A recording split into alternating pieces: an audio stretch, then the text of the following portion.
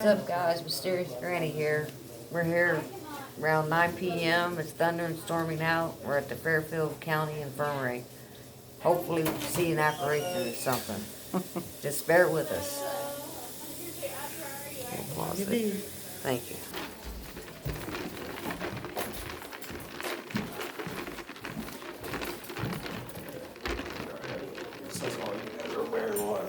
I guess I'll wear one too. I was gonna say, what happened to you? Disappeared. Yeah. See that? Oh.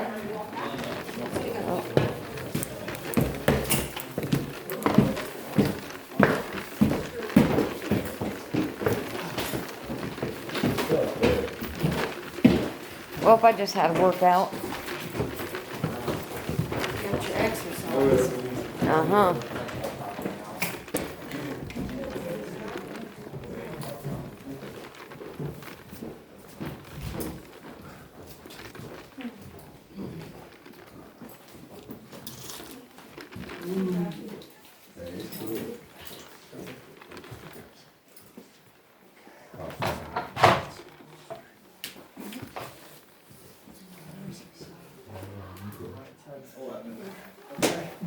Alright folks, my name's Dylan. The first time that I walked into this building was for the True American Haunt. I know some of you came here for that last year. Biggest reason why we wanted to start that is because all the proceeds were going to building homes for homeless veterans. So we ended up going and doing it. This was the first time that we were ever actually a part of this building. So I've only been accompanied here for about a year or so, but now that Adam Kimball's taking this over, we're here to stay, hopefully. So we're starting off here at the third floor main stairs. This building was built in 1828. It started at actually only 1,472 square foot. So it's about a 2-bedroom ranch equivalent, and then expanded to 32,250 square foot is where it stands today. From 1828 to 1985, for 157 years, it was a county home, poorhouse, infirmary. From 1986 to 2013, it was a health department, Fairfield County Emergency Management Agency, Children's Services, Big Brothers Big Sisters, Teenage Pregnancy Program, Board of Education. From 2013 to 2017, it sat empty, and from 2017 to 2018, Habitat for Humanity took over with True American Haunt. From 2019, Adam Kimball has taken it over. He's beginning to renovate the building. He also helps numerous charities in paranormal activity research and flashlight tours. So back in the day, whenever you would be admitted into this building, there was 10 rules that you had to follow. It said not leaving the institution without permission, no intoxicating liquors except prescribed by the physician, no profanity or improper language, no fighting. Duties and tasks must be handled by all inmates who are able to perform work either in the house or the farm and must take care of those who cannot take care of themselves. Men and women must stay in their wards, no visiting or talking to the opposite sex. It also did include if there was families that were actually happened to be positioned here. So we'd start over here. This would be on the women's side, and then they would also have a section for children, and then they would have a section for men. Even if they were part of the same family, they weren't allowed to interact with one another. So if you all have your own family members as well, you would have to be separated just by your gender. And Rule 10 is the penalty for breaking any of these rules shall be confined into the cells or dungeon, and we're going to go ahead and go over here to the cell. And y'all feel free to That's take what pictures. Yeah. Wherever you guys want to go into any of these rooms and stuff, it's open. You gonna put me in the? You gonna shove me in the jail? It's an option here. Yeah, I want to be locked in the jail. I want to be shut in the If jail. you look in some of these rooms, there's actually a two-way mirror. These were installed primarily for whenever the county had it over to go and do an inspection whenever it came to like families and kids, make sure that they weren't being abused or anything like that. So you notice that if you haven't seen one before. And this is the jail cell. Yep, I'm all for that. So punishment in the cell only lasted 1 day, but there would be up to 10 mentally ill, disordered people at a time. Wow. In 2018, while filming an episode of Resident Undead, a man who worked in the health department stopped by and said that even up into the early 2000s, they would still use the cell for the mentally ill and disorderly. So about 20 years ago, they were still shoving people in here and locking them up. And Wow. what they would do is that they would just go, they'd have about 10 or so, and that's from what we found. They probably put more people than that in there. But they would just lock it up, and then this is how they would go and just deliver your food right here through that little slot, and they just lock you up and keep you in there. You know, are starting to feel probably a little uncomfortable. It's muddy. It would be also very cold, depending on what time of the year it was. So, I mean, there's no windows. They probably didn't let them out, you know what I mean, to use the restroom or anything. So you can imagine how uncomfortable it would start to become. Right. And also right here, oops, I'm sorry, right here behind you is an actual dumbwaiter. You guys feel free to look down in yeah. there. That is what they would obviously use like to deliver food and also be able to, you know, get rid of the dishes and stuff like that so they didn't have to go up and down the stairs. Wow. You guys feel free. You can That's walk in way there. down there. I think, so we're on the 3rd floor. I'm pretty sure it'll go all the way down. So you're looking down a couple stories. Yeah, it's way down there. Yep. This was the first room that I went into that I definitely felt like a different energy change whenever I first walked in here. Well, let me feel that. I was very novice at that time. You know, I was also very scared about even walking in this building alone, but I've definitely got a lot more courageous as I've stayed here. But so when they were doing a paranormal investigation, they asked, the spirit had asked for money. So they brought $1 to try to have them interact with. Yep. And also too, when we did a different paranormal investigation, when we were all in here, it was dead silent, quiet, and there was footsteps going on upstairs. There was nobody else in the building. It was completely locked down. Right. And whenever y'all are ready, we will go over to the men's side. So when do I get locked in there?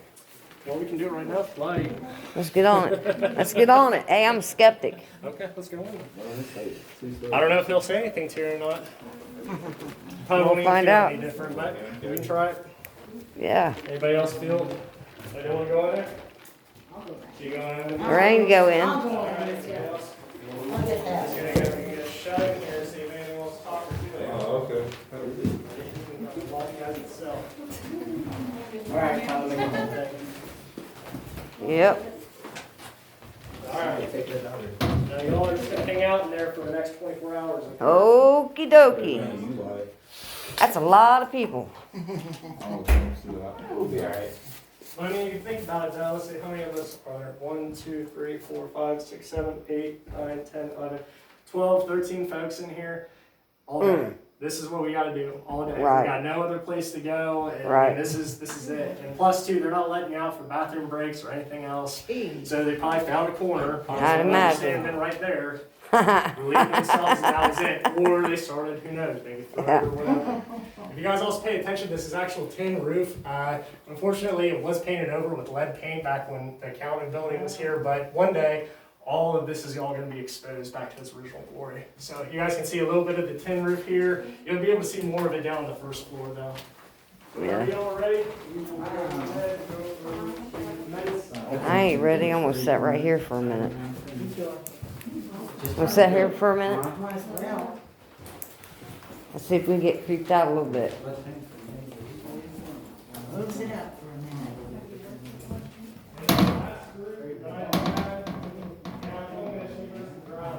I want to shut this all the way. I figured to lock. Oh, man. Where's the storm at, Lorraine? I think it stopped. We needed to storm. Somebody left them $1. I guess they leave the spirits money. Oh, is that what it is? Yeah. So is there anybody here with us? No, we don't have no fancy gadgets. Figure if anything's haunted, it'll happen at any time. Day, night, it doesn't matter.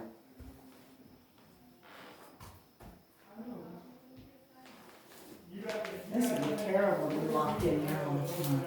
Yeah, with all them people, Oh my God. that would be crazy. Wow.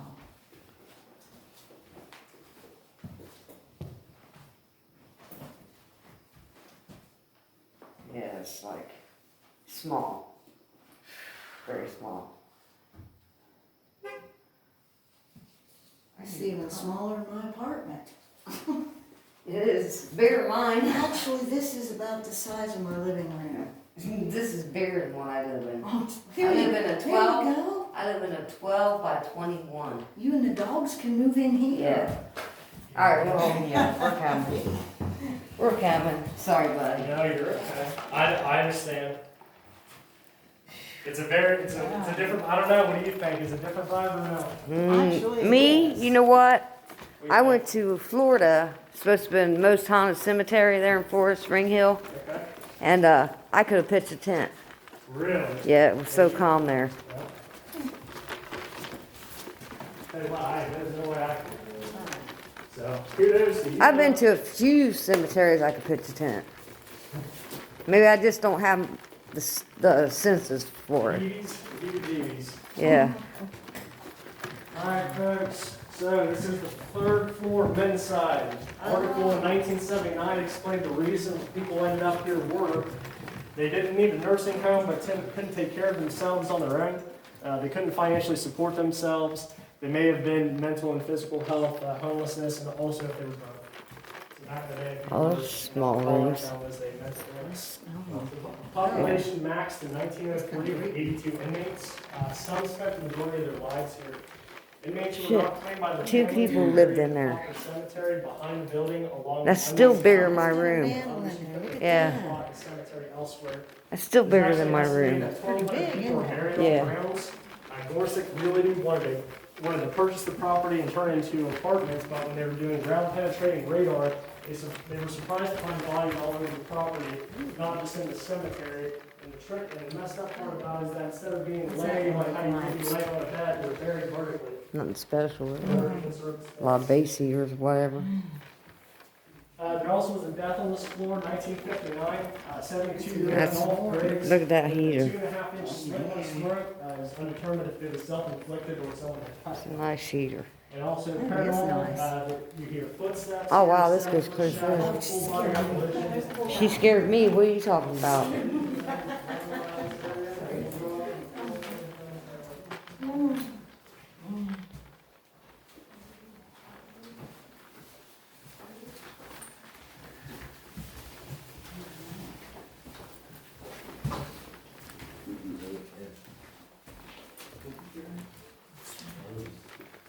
Oh, it's Oh, the bathroom. bathroom.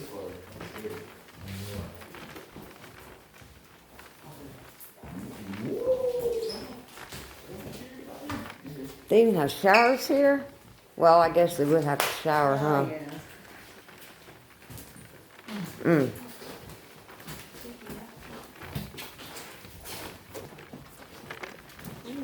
Oh, we gonna back up? Oh. I didn't know.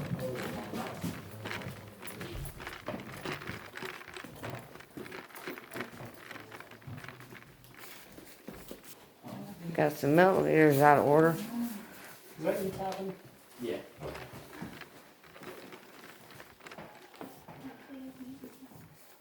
Oh, it was mine. It sounded like that bathroom we'll get to eventually. There's something that's going on in there, something has happened in there. It's a very odd one. Oh. Definitely a lot of foul play. Well, what's interesting though is that, you know how I told you guys earlier about how the males and females weren't allowed to be talking to each other? Well, they would be here for years and they'd end up they'd be getting pregnant and have kids. So how'd that happen? And I don't think it was all by the inmates either. I think there was by supervisors and people that were actually supposed to be taking care of these folks. Hmm. A lot of foul play, I feel, went on here.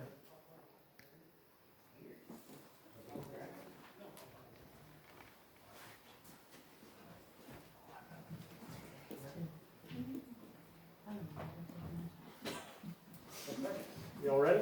We'll go upstairs now, fourth floor. Hey, everybody just make sure you're paying attention. This rooftop comes back, it's very easy to pull up your head on, okay? So you don't want to be doing that up here. It's a long way, I have to walk right now.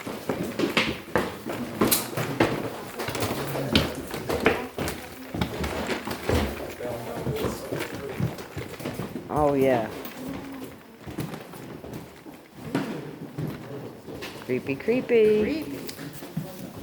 Long.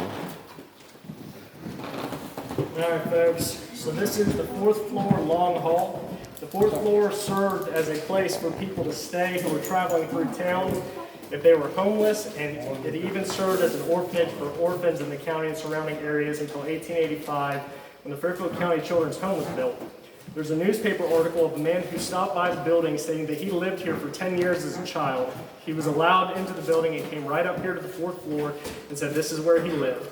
He was adopted from here at age 10. In 1979, it was also known as Bum's Alley. This was a 5-bedroom section for people passing through town. This here is where all those folks would be if they ended up needing a place to stay. It's crazy. It is long.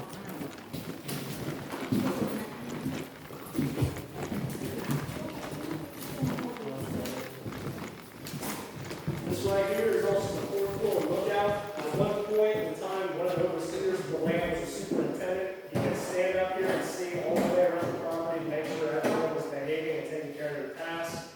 And there's a story later on in this. Yeah. Whenever you all are ready,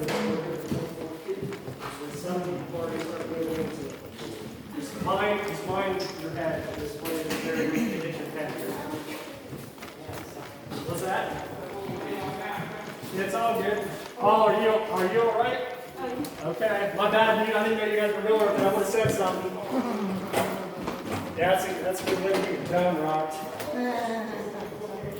You said it feels colder in there? It's interesting to say that, because that's how I always get cold chills watching this. I always get cold chills when she's walking through and said that. There's also a lot of activity in this area. This is all swim right in there. I thought I saw it move. I'm gonna have a heart attack. I must have been alive. Yeah.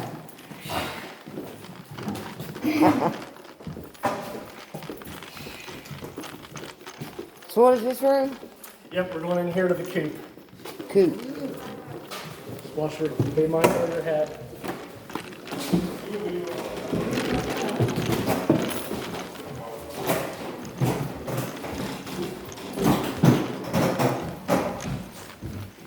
Is that tape still getting pulled in through there? Because this last group I was in, I swear to God, it's not like it was wind, it's like it was actually cold. I'm telling you, I saw it. It really seemed like someone was tugging on that. You can go. Whoa, what was that? Was that? That was me. Not? That was me. I don't know. Good number. To answer your question, I'm pretty sure I can all the way down for spin. So there's multiple stairways. I think there's like 16 or 17 fireplaces as well in this building. So this is the 4th floor coop. Coop because of the chicken wire on the doors and the windows. So if you guys look, you see there's actually chicken wire. All right. Exactly. During the health department days, this was used as storage. There's a couple of deaths that happened up here as well. In 1929, Jane Householder was burned alive after she opened a stove and caught her clothing on fire. 2 attendants heard her screams and smothered the flames with 2 rugs. A doctor was summoned to the infirmary to care for Jane. She died 9 hours later. And in 1950, Seward E. Wagner got on top of the roof and jumped off. So we're 3 stories up top now, and he jumped off. So he was taken to the hospital, and when asked how it happened, he said he was trying to self-destruct. He had a fractured leg and internal injuries, and he died from the injuries. And this also was the original wallpaper as well. So they would push as many people in here that needed to be, corrected essentially. They would just leave them up here sometimes indefinitely. And when we did the ghost investigation, there was a lady who seemed to be over here in the store, I guess, and she was crying because she was a widow and she was stuck here. So there was some kind of residual spirit going on when that happened.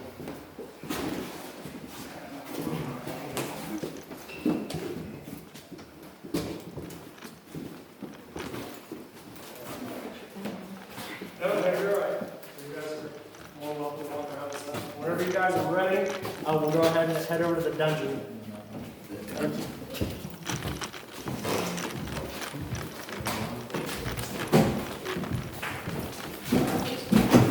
Again, just watch your head, folks. Right. All right, I'm watching.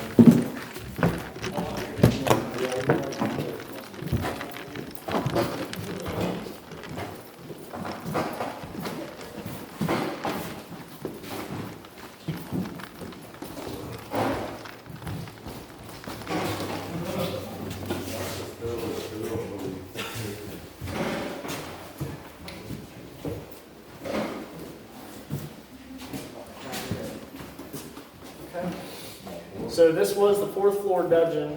When you broke one of the rules, you got sent to the cell on the 3rd floor, which is where we came from earlier. And if you continued to act out, you were brought up here to the dungeon and chained to the wall until they thought you'd learned your lesson. Chained to the wall. Exactly, chained to the wall.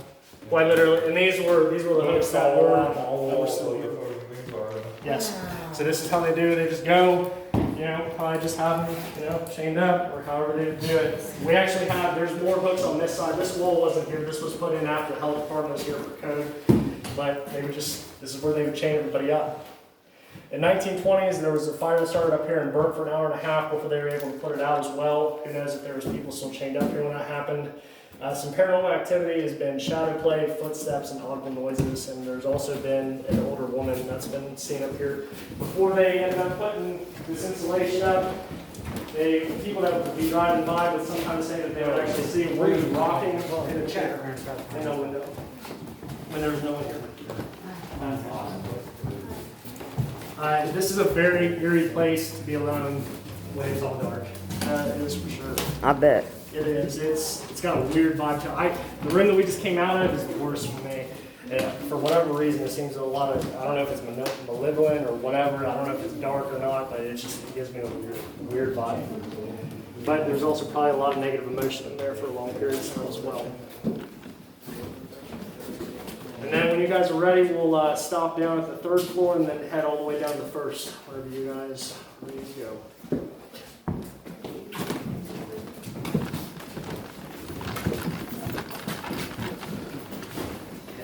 So you're getting us lost? Not on purpose.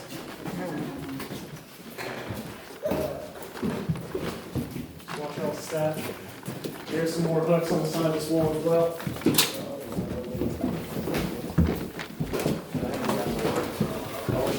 Thank you. I like it.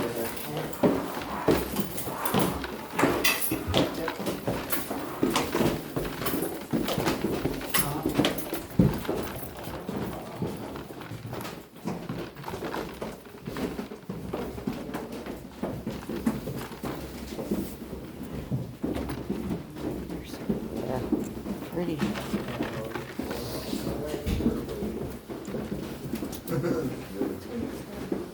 That's it, right? Okay. All right, if you guys want to follow me in here. So, when the health department was here, this was the lady's office. She'd end up going, she'd open up the building, she'd close the building, and for whatever reason, whenever she would put anything on this mantle, she would leave it in one place during the night, and the next morning it would actually end up being moved for whatever reason. So that was an occurrence that had happened here, I guess, on a semi-regular basis. If we come across here, both of these rooms and also the rooms below us, they're almost identical. These rooms were used as kind of like a common area for the females to be able to come in and kind of talk as well. A lot of folks feel whenever they come in here that they just kind of get an overwhelming emotion of like sadness. And most likely it's because they didn't want to be here. And they were probably always reminiscing about how the time used to be, or maybe just wondering if they're ever going to get out in general. Right. Look at that mantle. And when you guys are ready, we will go down to the 2nd floor. It's a nice mantle.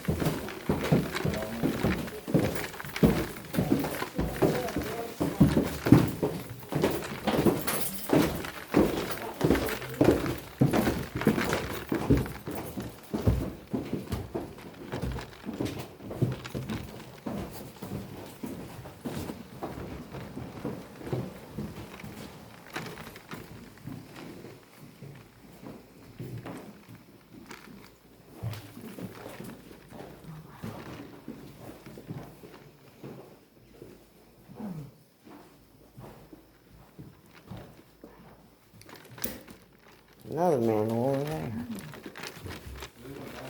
Yeah, we're down here.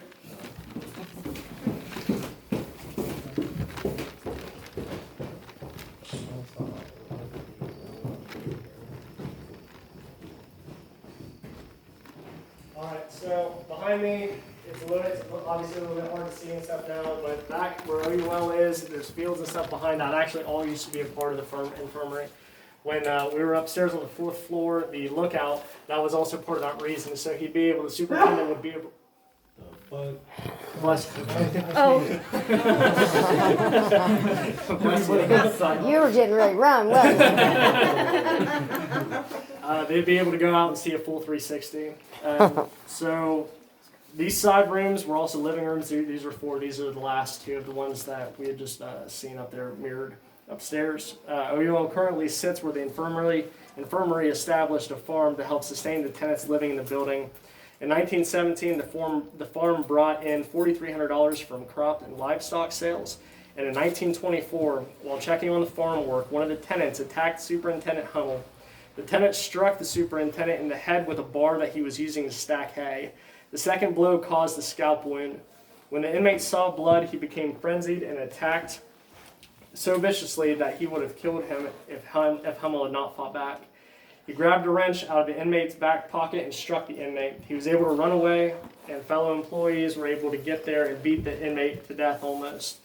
Later, other inmates told Hummel that for days he had been muttering, "I'm bloodthirsty, I'll kill somebody." And also, so some haunted house experiences here. So our lead makeup guy, Keith, he was back in this room. This was essentially for like the cast and crew only. Okay, so that door was locked down. It was even locked when the haunt was going on, so no one else was back here. He'd come out here to be able to go and change his clothes, and actually what happened is that he walked in this room here because we had a stall set up, and right where when he just came out of, there was a female that was kind of peeking behind this doorway here. He just looked at her, and he thought it was just one of the kids, because we had at least not teenagers and stuff. He thought it was just trying to play a prank on her or whatever. He looked at her and said, "Hey," and she just went back behind there, and whenever he went and checked to see if they were just sitting back there or not, there's no one there. So my first paranormal experience was in this next room.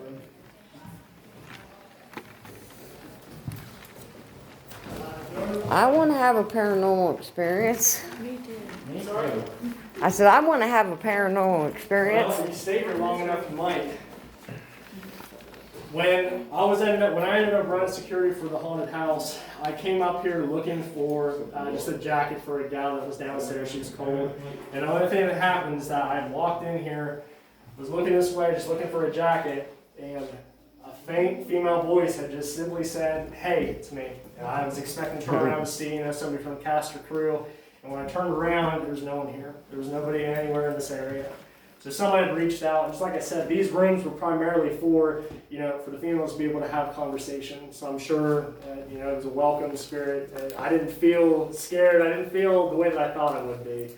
I was a little surprised, but that was about it. But that was my first experience here. Not all that crazy, but it was still one I had. Right. And then we will go ahead and go on down to the first floor after when you guys are done taking pictures and looking up your pier.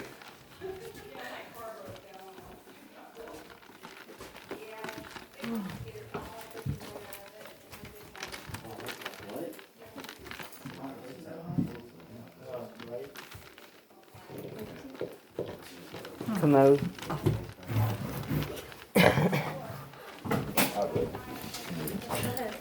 And now we'll head down to the coolest floor.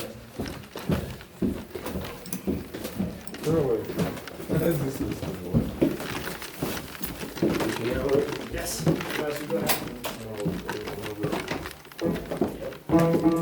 I should say kind of this.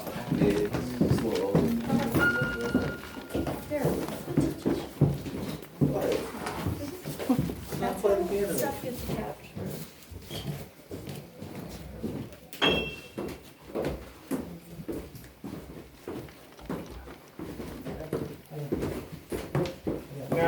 So this is the first floor of the front section. The last 16 residents were removed from the county home in 1985 and relocated to nursing homes. Sorry. The county home was closed for good in 1985. These rooms were used for living rooms, funerals, and county official visits.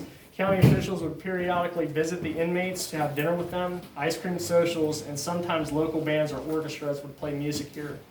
Lancaster residents donated Christmas gifts occasionally because they felt bad for the, quote, pathetic figures who had no longer any connection with the outside world.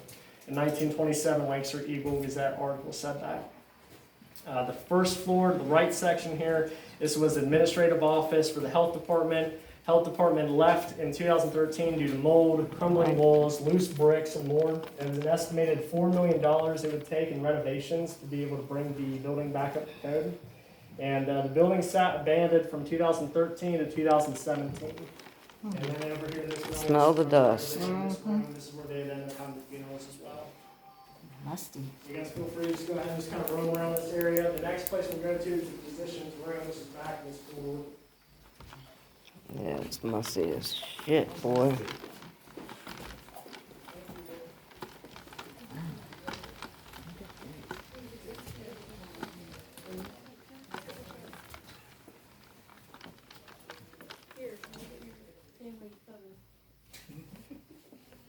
I can't really tell. That's I know a boy on a horse and a guy or a boy on woman. pony and another guy. Okay. Yeah. Yeah, I really couldn't see. Sorry, guys.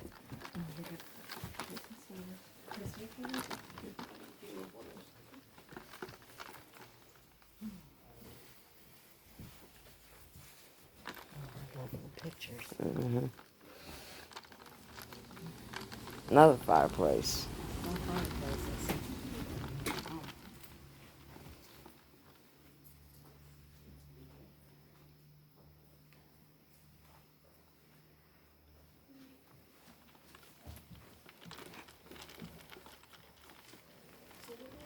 They're back and through this way. If you want to just go ahead and go in there and make a left in the physician's room, I'll bring mine in.